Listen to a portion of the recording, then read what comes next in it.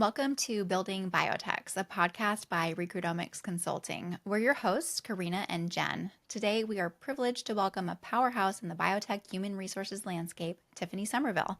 With over 2 decades of deep experience across various sectors, including pharmaceuticals, biotechnology, luxury retail, and finance, Tiffany's expertise is a confluence of leadership development, talent acquisition, and diversity initiatives. Currently steering the HR department at Sherlock Biosciences, an innovator at the forefront of molecular diagnostics, Tiffany has consistently advocated for an intentional culture of diversity, equity, engagement, and inclusion. She's not just a professional, but a proponent of change transforming workplace ethos with tangible actions. Welcome, Tiffany. Thank you both, Karina and Jen. Nice to be here. Great to have you. Thank you. So we always start out with the same question because our audience is a little bit diverse. We've got folks that are building biotechs, and we have people who are new to the biotech scene and want to kind of understand the career paths within biotech. So what did you want to be when you were 7? What are you now, and how did you get there? Great. So what I wanted to be when I was 7 was actually a performer. And so I've actually been singing on stage since I was 11 years old, and have done some background work for some really great people. And I've performed on some historic stages. And so that's where I was back then. And then went to university. I went to an HBCU, Bowie State University in Maryland. And I was studying music because, again, I wanted to perform. However, they didn't have performance. It was music education. Did not want to teach music. Shout out to all the teachers, just wasn't my jam. And transitioned into communications and marketing, and subsequently landed a role back in New York, where I am from and still reside as a native New Yorker, working with a publishing company in New York City in marketing. And I had a very good friend who was in HR at the time, and we'd talk about our days, and she would complain about, the whining, complaining employees, while I was like, oh my gosh, that sounds so interesting. And I said, you know what, maybe I should go into HR. And went away for the 4th of July holiday, returned and submitted my 2-week resignation. My boss at the time said, so do you have a new role? I said, no. So what are you going to do? I said, I don't know. I want to go into HR. And she says, wait, you don't have anything lined up and you're leaving? I was like, yeah, that's what's happening. And so a month later, I landed my first role in HR with Hermes. And for those who know me, know that I am truly an MVP of shopping. So that was a little nod, in my opinion, from God saying, girl, you did the right thing. And that was in 1990, way early. And I have been in HR since then.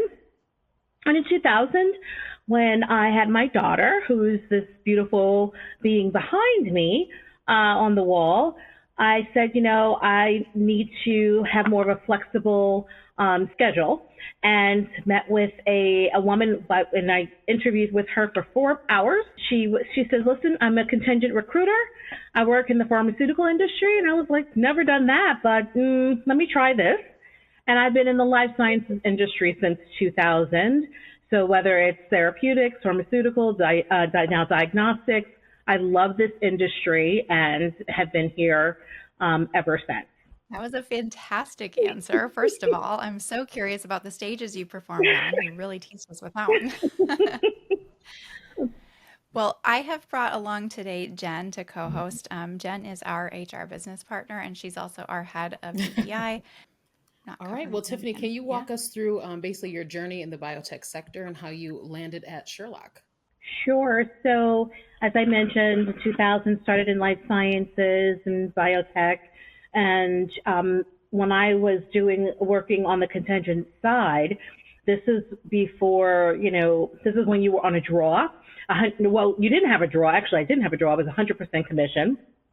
And so you had to be your business development, then you had to be the, client services, and then talent acquisition. So one of my many skills. I'm joking. One of my skills is certainly relationship building, and so I always treated my clients, so the client company as well as my candidate pool, as clients, both, just different clients, but they were both clients. So I always built relationships, and the positions that I landed on the corporate side were leveraged from the relationships that I had built on the agency side. So they'd say, "Can you just come and work for us," kind of thing. And so that's what I've done. And I've worked in women's health. I've worked within the central nervous system, so multiple sclerosis and Parkinson's, as well as epilepsy. And, now I'm at Sherlock Biosciences, which, by the way, literally 3 years ago, this weekend, Labor Day weekend, I received a message from someone from Recruitomics who said, "Hey, I have a great position for you at a company called Sherlock Biosciences." And I saw it in the email. It was my parents' 50th anniversary, and if we remember, that was during COVID. And so I was working on a remote gala for them. And so I was like, I get all these solicitations all the time, but this one seems interesting, Sherlock Biosciences. And so I called, and history was made, in my opinion, because I started in October. So that was a really quick turnaround, and have built the HR function and the people function within Sherlock Biosciences these past 3 years. It's easy to move quickly with a good candidate. So, yep, that was a lot of fun. Building Sherlock was so much fun. We bow out usually at the point where we do bring in that HR person and talent. But it's been so great to watch you all grow. Thank you. So Tiffany, can you tell us how has the multidisciplinary nature of biotech, you kind of touched on that a little bit already, but uniquely influenced diversity and inclusion, and what challenges have kind of come with that in startups? So to level set, from my vantage point, diversity and inclusion goes wherever I go. I mean, I'm a brown woman. I'm a brown woman of a certain age, so I'm hitting, checking 3 of those boxes, right? So it goes wherever I go. I will say that 2020, certainly George Floyd's murder, amplified the need for whatever reason, we're going to focus on making sure that we are inclusive of all. And I'm sure that was specific to, highly melanated people, right? And so when I joined Sherlock, our CEO at the time was also very committed to diversity. So it wasn't a big lift to say, hey, we need to focus on this, and we have to make sure that we're focusing authentically and intentionally. So in full disclosure, it wasn't a heavy lift to introduce it to the organization, as heavy as it was at my prior companies to do so. Very honestly, I'm always going to be direct, and it is what it is. And so my role from a DEI perspective was to really cultivate what had been started. And what had started was, I will say, discussion, dialogue. Like, hey, here are some books you can read. Here are some documentaries you can watch, kind of thing. And so I came in and said, okay, this is great, but we need to make sure that we are having safe spaces where people can have dialogue, have a place to seek understanding. And in seeking understanding, sometimes that means that, someone else saying, hey, what did you mean by something that you said? Because this is how I interpreted it and how it lands on me as, again, a woman of color over 40, right? So having those very honest discussions, and I know that many companies were doing perhaps similar programs and initiatives and having ERG groups and so forth. If you were a growing company, it's too small to have an ERG, but you still want to make sure you have a space to have discussions. And at that point, I had formed an organization called Women of Color in Corporate America, where it's an organization where women who look like me would be able to have a safe space to have open dialogue. So it was the same thing. It was the same premise, but it was just, this one, everybody looked like me, and this one, we were very diverse, right? So I would tell my team, listen, the window of opportunity is going to close in terms of companies, in terms of processes and initiatives that are amplified and focused on diversity. It's going to close. It is not, unfortunately, going to remain static. And they're like, Tiffany, why do you think that? I said, I don't know. I'm 51 years old. I've been on the earth for quite some time now. It's going to close. I will say it has closed. It has. And so a lot of folks their roles were focused on diversity actually have been riffed or laid off. Those roles have been eliminated. And so what do we do to make sure that it is static? It is part of the bloodline in everything that every manager is thinking of within the workplace, every executive team and senior team are thinking of when initiatives are being approved. So in my opinion, you connect it to why people are working in the first place, money. And so you connect it to your bonus as a people leader to say, if you do not do these things, you will get dinged, right? So these are some things that I've done in my current role. I've been able to do that, implement certain things, and we can talk about other things that I've implemented. But that's something that I've actually implemented. I want to just explore that a little bit. We definitely have been hearing, BBJ just ran a big article about, these RIFs for DEI professionals and that those roles are being cut. I know in biotech, we're especially seeing that. We're seeing RIFs all over the place. But in your opinion, how do we move forward? How do we keep this alive as much as we can? I know tying it to the bonuses is a great step, but we have really small companies where we are coming in super early stage and we're trying to affect this change. Any thoughts on that? Sure. I think that growing companies and all companies should not look at it as, an expendable function. It should be built in to the HR function, which maybe some companies look at as expendable as well, but we can also explore that. But it shouldn't be viewed as expendable. It should not be viewed as a nice to have. There are studies and there's data that states that companies that are really and truly committed to diversity, true diversity and inclusion and engagement and equity, and we can talk about that in a moment as well.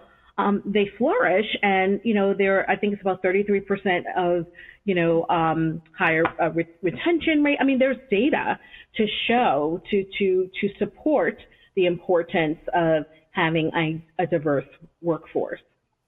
So it shouldn't be a nice to have. It should be a must have. Just like folks say, I cannot be without my finance team. Well, you cannot be without your HR team. That includes diversity. Yeah, that's a really interesting point you brought up. I think that especially in the biotech sector can be very data driven and very, head driven. And I think DEI work is very heart driven and empathy. So how do you help leaders and startup folks kind of bridge that gap between the numbers and the heart? Yeah, so it's very technical. I tell them to just do the right thing. Right? Do the right thing. Think about this. Look at this person as a human and think if this person were your child, your mother, your sister, your brother, whomever, means something to you. If that person, if you look at this person as a human being, you're just doing the right thing. And accountability, right? I've been asked, and I have been asked, like, hey, Tiffany, are you ever a victim of microaggression? And I'm like, well, microaggression, that's really interesting because I call it macroaggression, and I think it's a nice word because I call it bigotry, bias, and racism. But that's just me. And the victim, no, I've been on the side of that for sure. And then I've been asked, okay, can you prove it? Like, give me examples. And I'll say, okay, I just want to make sure. I'm going to make sure I document all of the times in a day that I actually, if microaggressive behavior has been inflicted upon me, I make sure I'll document those things since you're asking me to prove racist behavior towards myself. So if you're in HR, you would dissect everything that my response, and if you're a smart business person, you would say, uh-oh, I know what this woman is saying to me. You know, are you assessing whether it's hiring, whether it's, promotion, whether it's disciplinary actions? Are you assessing everyone equally? If you have different standards for different people, there's a problem there, right? And so it should be, and those questions should be asked. If there's a pattern, we look at patterns, and I ask questions, and it may make people feel uncomfortable, but that's okay. If, 30 minutes of discomfort versus 24 hours times, 7 days a week, 365 days a week, 51 years, I think 30 minutes, It sounds exhausting. you'll survive. The burden of proof is just ridiculous. So we know that this comes from the top. When a successful DEI initiative is introduced, it has to come from the top. So when we work with really small companies, luckily we have access to the top really quite early in the process. But, you come into organizations often when they're ready to hire in somebody at your level. And so it's more of an established organization. How have you dealt with that sort of building from the top or getting buy-in from the top early on? I approach it in the same manner of I am going to always make sure that there's equity. So again, you hire me, you're pretty much, okay, I have a DEI built in because I'm always going to make sure that there's equity. And I'm always going to do the work, the compensation analysis, which is, the gap analysis. That's just part of the ecosystem in terms of the model that I utilize within on my HR teams. But it's just having those frank conversations, those candid conversations with my colleagues, my boss and colleagues to say, again, this is important. Representation matters. And so, it's quite important. Within our organization, I've established where even people leaders, you have to attend at least 2 of our DEI sessions in a calendar year, right? So it's a commitment from the top because, when folks see that their managers and their managers are attending these sessions, then it gives them also a nod to say that, all right, I can take out an hour and a half a session a month to focus on this, right? So it gives that validation. You have to start at the top because that's what's going to set the stage, and certainly the top of the house need to attend as well. And you know what? The population also notices. They'll say, I never see this one or I always see that one. I mean, they notice. And so these are little things that, you can do. Again, we try to do it during lunch where you're feeding people and you're going to have lunch anyway. I mean, even if you come in, and just it shows that validation that you also believe that it is essential, crucial, Absolutely. and important. Yeah. Really good answer. Also, in thinking about engaging from the top and hoping that there's a trickle down and making sure everyone else is engaged, how do you engage employees who represent marginalized communities and are obviously in the minority? I know a lot of times in this work, folks that are represented as minorities feel like a lot of this work is very surface level and they don't engage and they don't think it's going to make a difference. So how do you kind of disrupt that type of pattern and what kind of methods can companies use to engage their minority employees?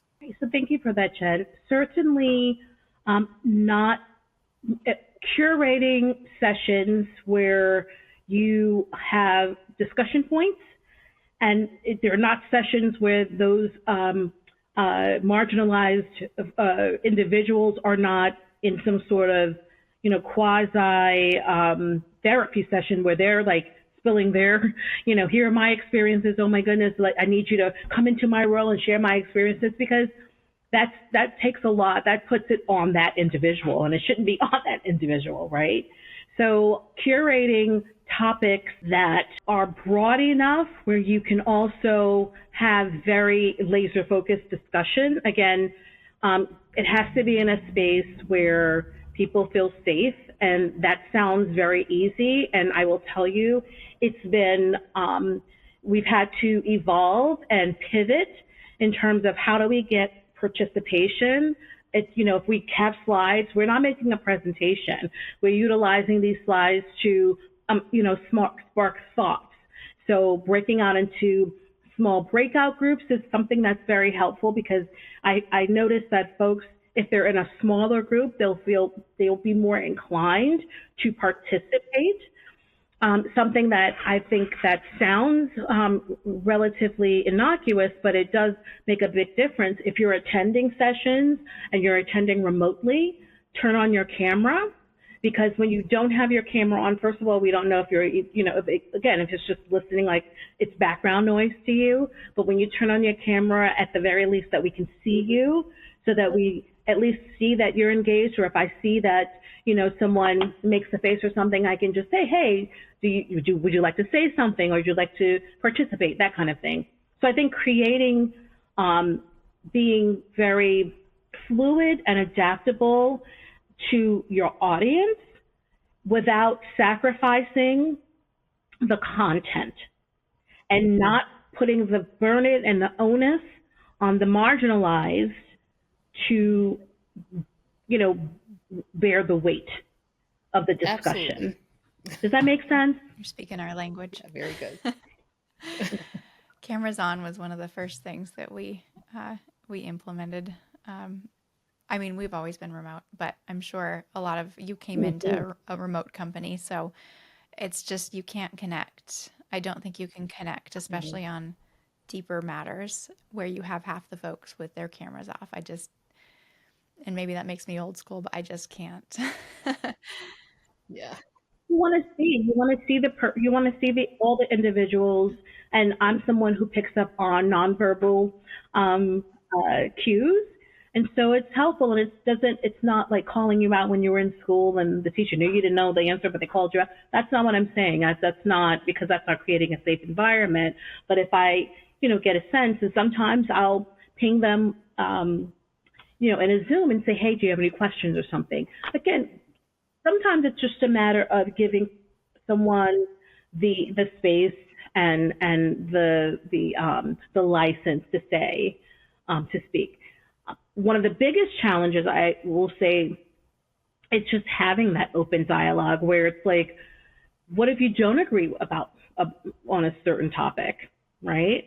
It takes courage to be able to say, I don't agree with that.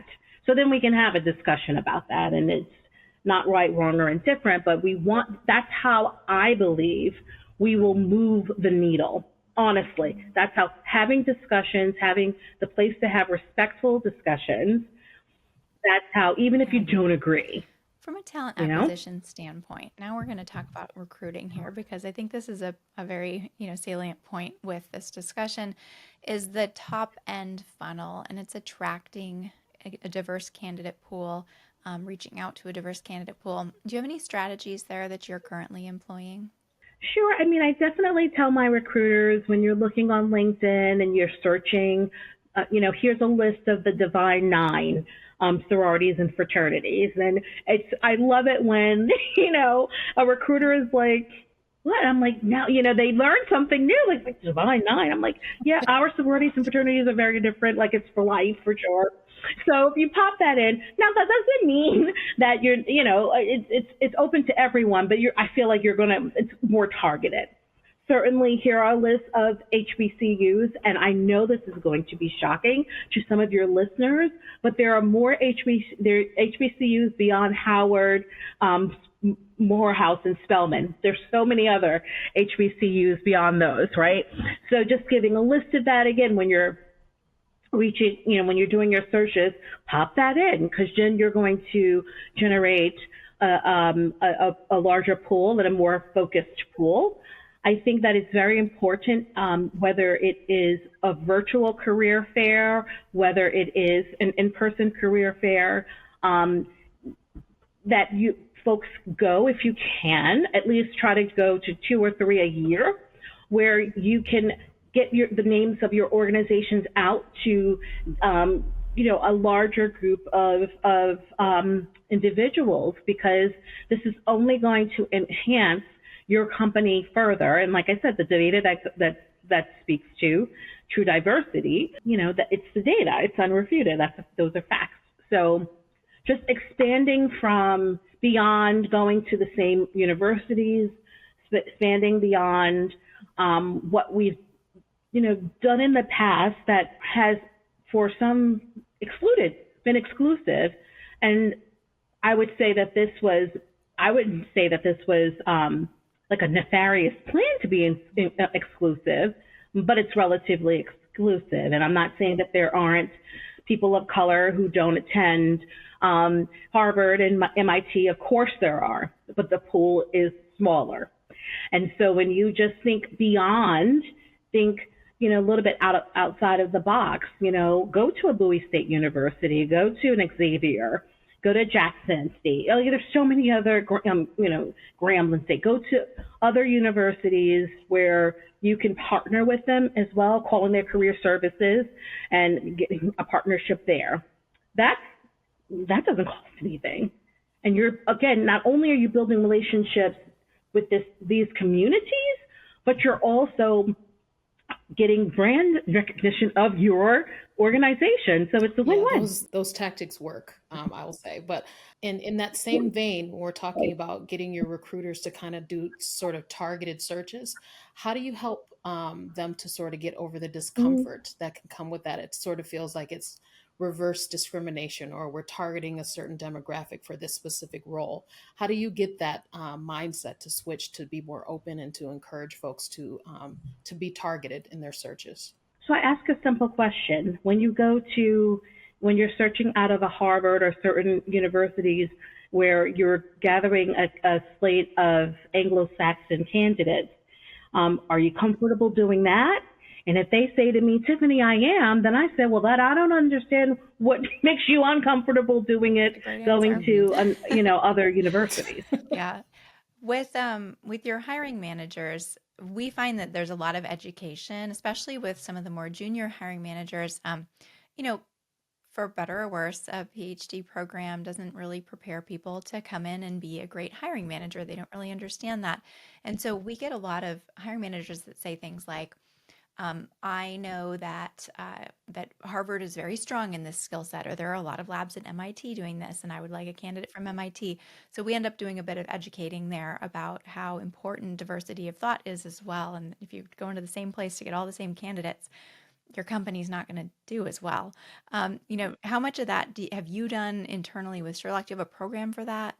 Yeah, I think it's organic, and the things that I'm telling you that my suggestions are implemented and they're applied in my organization. Again, I'm not saying that you're not going to garner, you may get, some melanation in that pool if you go to Harvard. But again, there are other very bright people that weren't able to afford to go to Harvard who are melanemic. Okay, that's a white person, by the way. That, there are some very intelligent people, white folks that can't even go to Harvard or MIT, and they weren't able to get in. So you're really, really not doing yourself a disservice, and you're doing your organization a disservice when you are, doing that horn halo effect, in my opinion. They have to be great if they come from this school, and, not as great if they come from that school. So I think you're doing a disservice, in my opinion. And you have to educate. We're always having to educate. That's not going to, unfortunately. Definitely. Yeah, I think, Job security. We've started a new program where all of our hiring managers are going to go through a short training. We were doing it selectively, but now all of them are going to do a short training. It'll be a brush up for some hiring managers, but it's got some implicit bias Mm-hmm. training. It's got some equitable hiring training. It's got some, hey, you can't ask this question because it's illegal training.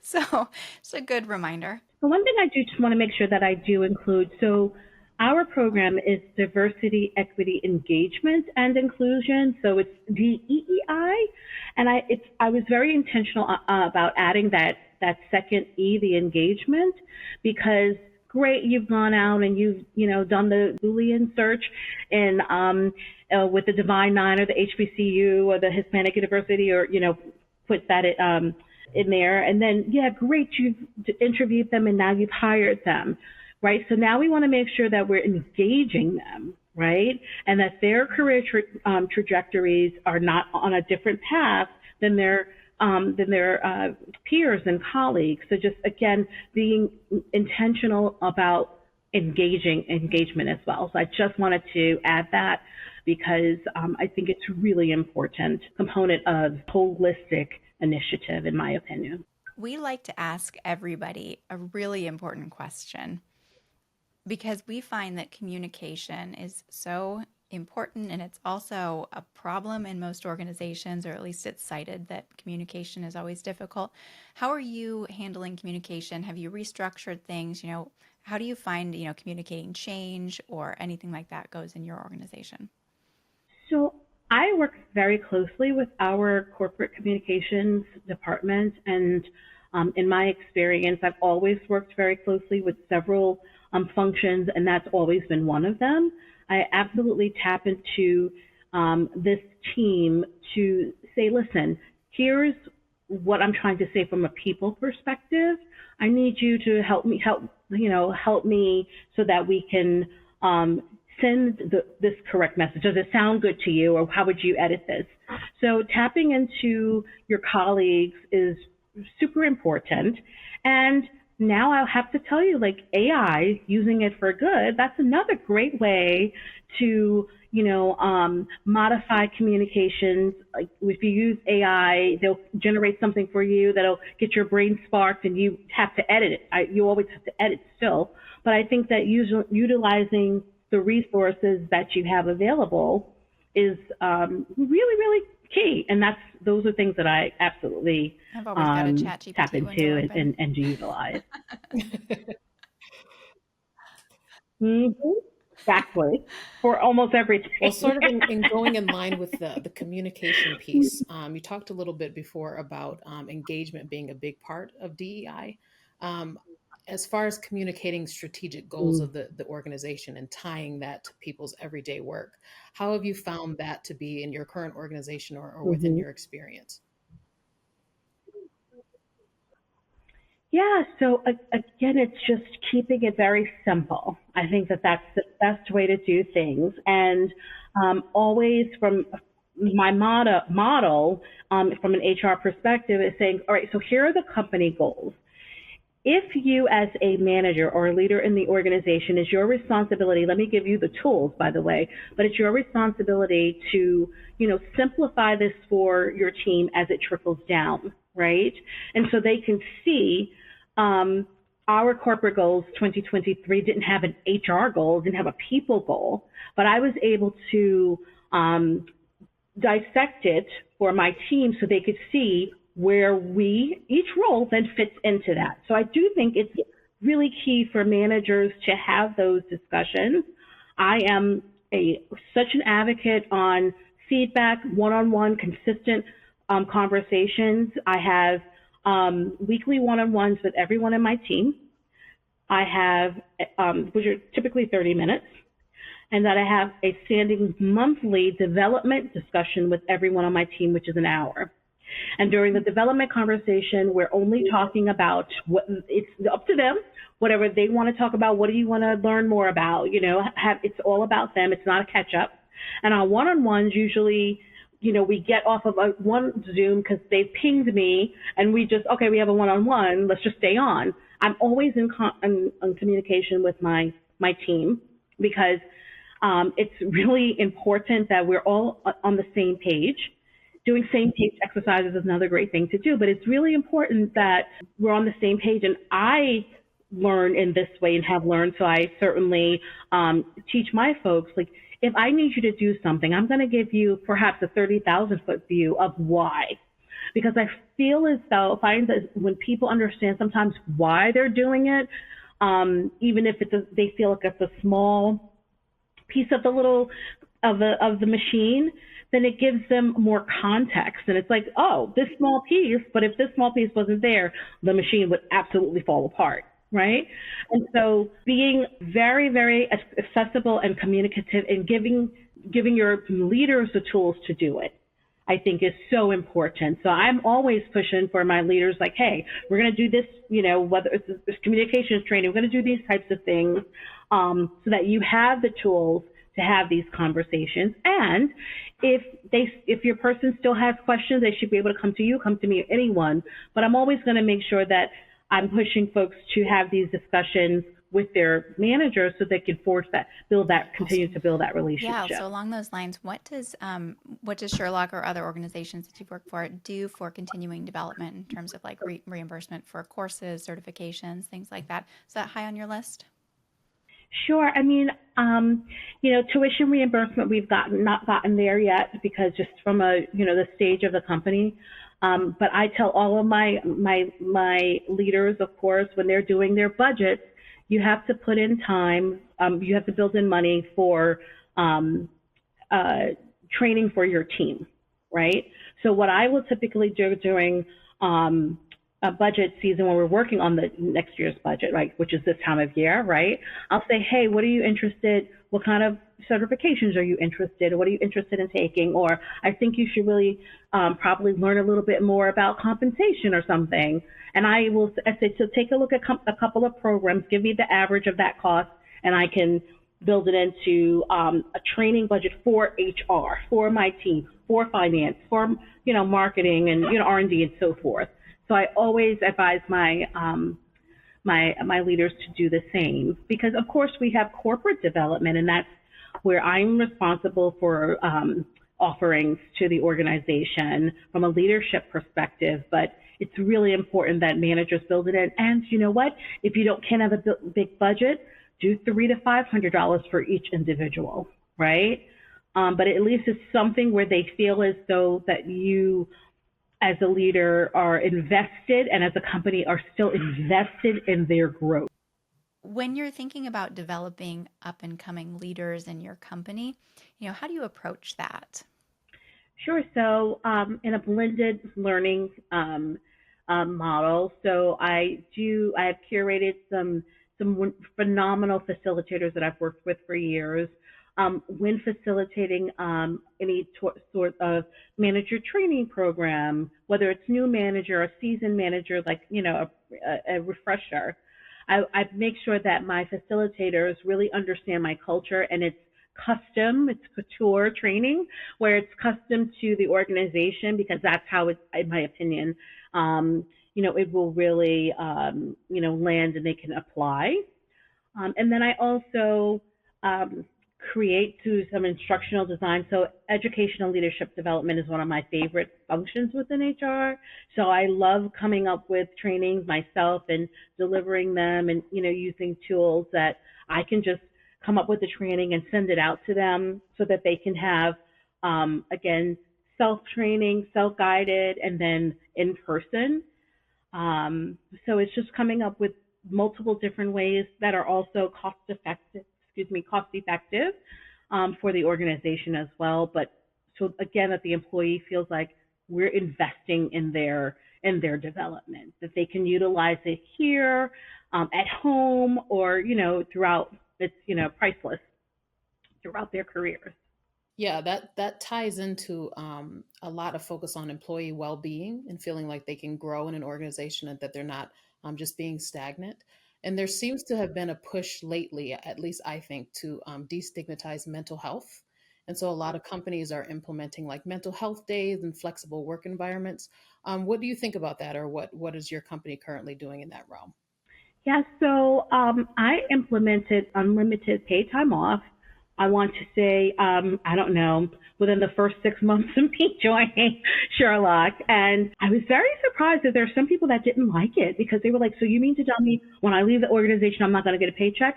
And I was like, oh my gosh, I didn't even think about that. I didn't know that was the thing that people did. I'm like, well, yeah, that's what it means. But it also means that if you have to go to, 12 weddings this year, you don't have to worry about taking the time either, right? And so those are to me certain things that I've actually implemented. Okay, so we'll move to our closing questions. So what is next for you in the next maybe 10 years? What do you want to be when you grow up? Well, in the next 10 years, I want to be looking towards retirement. I'm just joking. I will be, I'm a mom of, I have an only child, which is my daughter. I will be working to 120. But, yeah, so my next step, I want to be a chief HR officer. That is in my professional career to be a chief HR officer and continue to effect change throughout within an organization, but not only limited within that organization. I'm definitely someone who thinks bigger and broader. And so hopefully that the work that I do, that it will affect change in other companies by mentorship or just being that innovative, focused, but then how can it have a bigger footprint on, and a legacy? It's about leaving a legacy from my perspective of not just, you know, doing my job, having the accolades, but it's also how has Tiffany affected change? And that's really important to and for me. And I'm someone who I too am an only child from two beautiful parents who will be celebrating their 53rd anniversary on Tuesday. And they are so much in love to this day, and they hold hands. And my mother doesn't even know how to make coffee because my father brings her coffee every morning instead. Uh huh.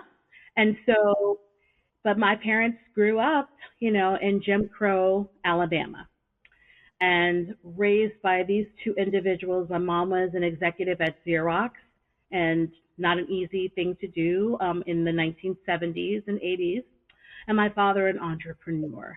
And so I would go to work with my mom before there was a bring your daughter to work day. Now it's bring your child, but it was before then. And I would go to, work with daddy. So I always had that in me. And so I feel as though I have transferred this also onto my daughter. Like Amber started having sexual harassment prevention training at the age of 10 because any training or anything that I was doing, she was like my focus group. So, in leadership development training. So it's like, so I'm saying this to say for me, it's about my legacy. And so again, another long-winded answer, but That's beautiful. Well, we're here for it. So, yeah, count us in on that journey.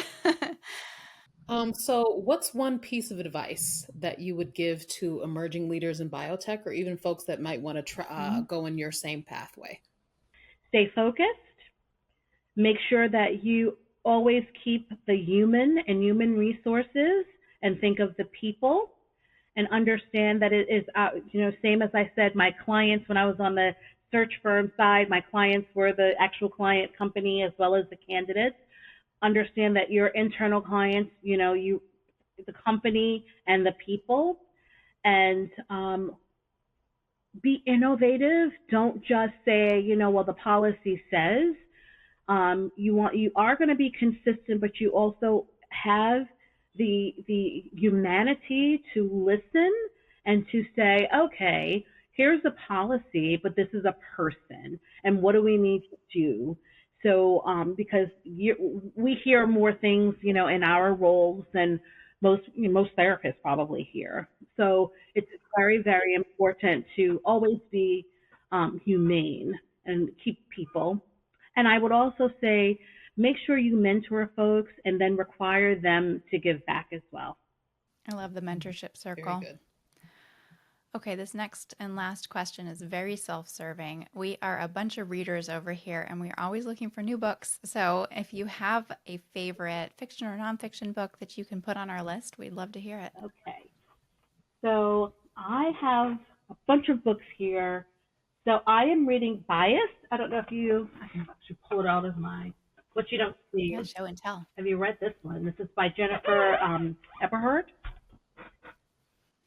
Bias. Okay, yeah. I mean, this is like, because of the DEI, but I do, that's my reading now. And then I'm also reading